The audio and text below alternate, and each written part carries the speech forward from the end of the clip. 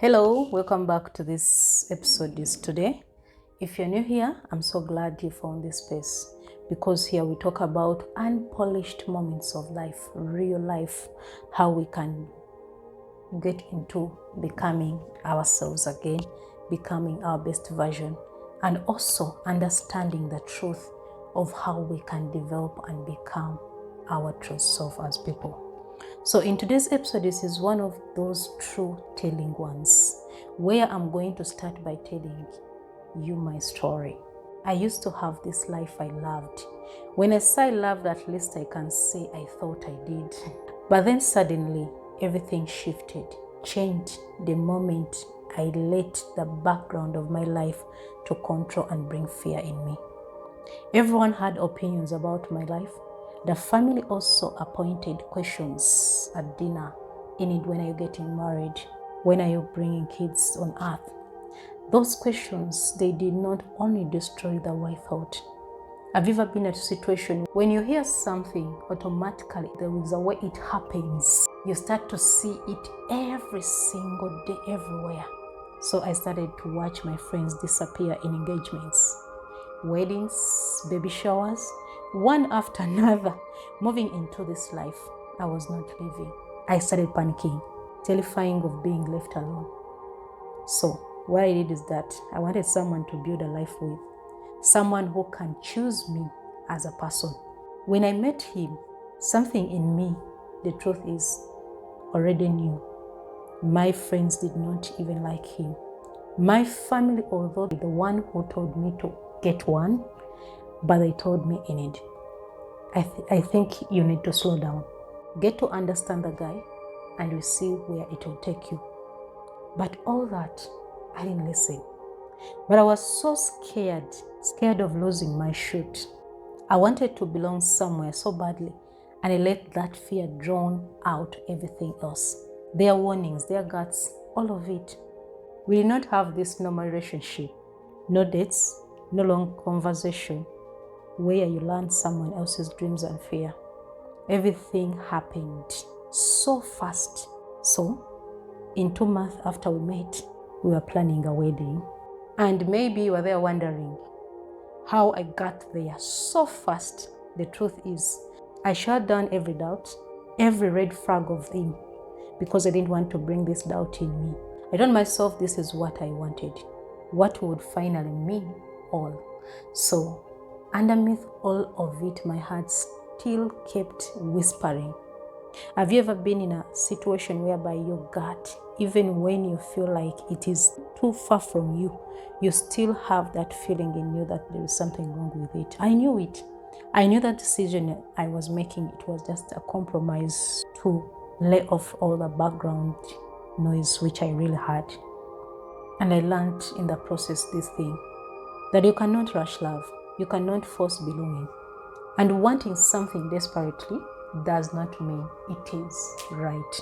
So let me tell you a woman who also ran ahead of her time, ahead of herself. This woman, her name was called Sarai, later renamed as Sarah. And she was a woman who had waited so long for something she desperately wanted, that eventually she stopped trusting the process and decided to take matters into her own hands. God had promised her and her husband Abraham a child, a legacy, a future, but the years kept passing. Her body kept aging, and the promise felt far away with every season that went by.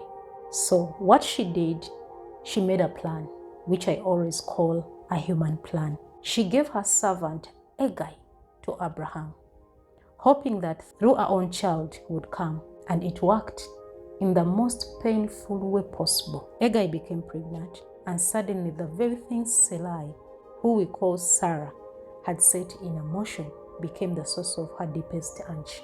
She said to Abraham, "This is all your fault. I put my servant into your arms, but now that she is pregnant, she treats me with contempt." She ignored the very situation that broke her.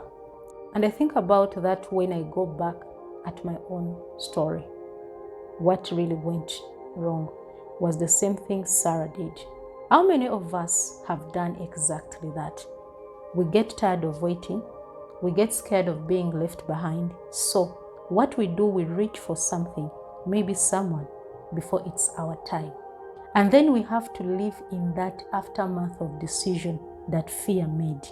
This is not a weakness. It's being human. Sarah was not a Virian. She was a woman who had waited so long, she forgot how to trust.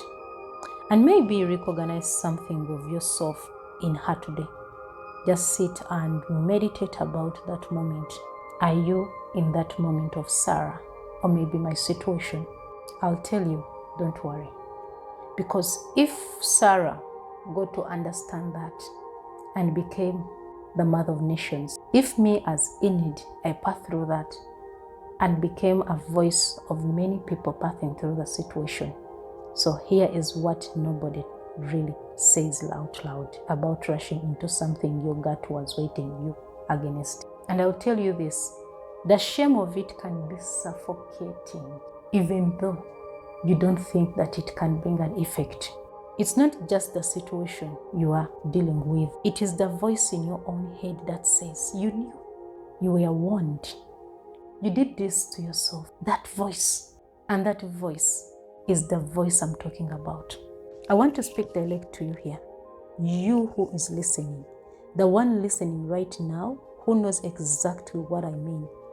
Maybe your story is not identical to mine.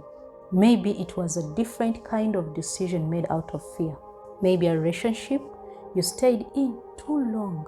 Maybe a version of yourself you performed because you thought it was what people needed from you. A life you built around someone else's expectation and called it yours. That's what I'm talking about. Those specifics do not matter as much as the feeling. That feeling of having overrated your own knowing, of having chosen fear over truth, and now sitting in the wreckage of it, wondering, oh, who even am I underneath all of that? Just ponder about it. Ponder about it. I want to introduce you to someone else. This time, this woman is in New Testament. She does not have a name in the story. We just call her the woman at the well. And she had a story, 5 marriages, and a man she was currently with, who was not her husband. By every standard of her culture, she was a woman people whispered about. She came to draw water in the middle of the day, alone in the heat, because she had learned to make herself invisible, to avoid the stares, the judgment, the weight of other people's opinion about her choices. And Jesus was sitting at the well. She asked her for water. She was stunned. Why would anyone like him ask to a woman like me? So in that conversation, she did not start with her failures. She did not even open up with a list of everything she had done wrong. She only offered her something she had not had in a very long time. If you knew the gift of God and who it is that asks you for that drink, you would have asked him and he would have given you living waters. When I say living water, I mean living waters. The kind that satisfies the thirsty underneath the thirsty. The thirsty for the meaning, for identity, for being fully known and still not condemned. She went back to the village and told everyone she met about a man who saw her completely and still sat down with her. She became one of the first voices to carry that message outward. That woman who came to a well in shame, left with a voice. Your story is not over at all because of the decision fear made. The mess is not the final destination. You are not disqualified. What you have been is being redirected. So, here are the 3 things I learned on the journey, and I want to live with you. Sit down with them, maybe this week, maybe the coming week. Let them help you on your journey. Reflect about them. Understand the situation before you take a decision. Remember, I'm here to talk to you in a way that we need to become her again. Number one is that name the fear that made the decision. When I talk about that, I'm not talking about punishing yourself, not even spiral into regrets, because you cannot heal what you will not name. You need to heal what you have named. What were you actually afraid of when you overrode your instincts? Just find out, because being alone, being too much, not being enough is just giving it a name. Name it. Write it down if you need to. Journal it if you can. Look it into the eyes, because the fear has been running things long enough. Now it's time for it to go. Number two, separate the decision from your identity. Those two things are totally different. Your decisions is not your identity. What you did in the moment of fear is not who you truly are. Sarah made a fear-driven decision and still became the mother of nations. A woman at the well made a stance of pain choices, and she still became a voice of her own entire village. I passed through all the compromises, but I'm here, a voice to someone passing through it. Your decisions are part of your story. They are not the definition of who you truly are. It's just part of your story.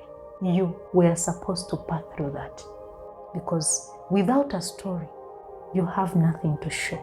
Number three, give yourself the conversation you needed then. When I talk about that, think about the version of you who was standing on the edge. Maybe you're panicking, desperate. What did she need to hear? Say it to her now. Maybe write her a letter. Be wise friend you did not have in that moment. That small act of compassion towards your past self is one of the most powerful things you can do for your healing. And sometimes the letter is not even enough. Sometimes you need to say it out loud to an actual person, the real one, and have someone sit with you in it. That is another thing a reclaimed session can handle, can hold. You bring her, that version of you, into that room. You talk about what she went through, what she needed, what she deserves to hear. And in the saying of it, something shifts, maybe changes. You stop leaving her alone in that moment. You go back and get her. If you want that space, the link to book a reclaimed session is in the description. You don't have to keep being the only one who knows what she went through.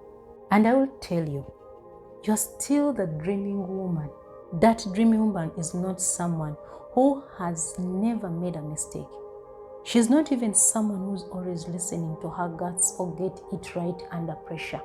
What I mean with the dreaming woman is someone who, after everything, maybe after the panic, the rushing, the aftermath, the shame, she now decides to come back to herself. She decides that the fear was real, the pain was real, the consequences were real, and she's still here to get to dream again. That is you. I'm talking about you, the dreaming woman. So, never let your dreaming woman die. Come back to her. If this episode has stirred something in you, if you recognize yourself anywhere in this story, I want to make sure you have something tangible to hold on to. I have put together something specifically for women who are ready to stop letting fear drive and start coming home to themselves. It is called the Reclaim Yourself Back Guide. It's free of charge. It takes you through what you're supposed to be doing. It's part of the audio experience I'm about to launch. But also, if you feel like you need a community or a hand, just join my free Becoming Again community. The link is in the description below. Go and grab it. It's yours. You deserve to have a real resource in your hands and a real family for the journey. Not just a podcast, but something you can return to again and again and again as you find your way back. Thank you for being here. Thank you for listening. Thank you for choosing yourself enough to press play today. and I will see you in the next episode.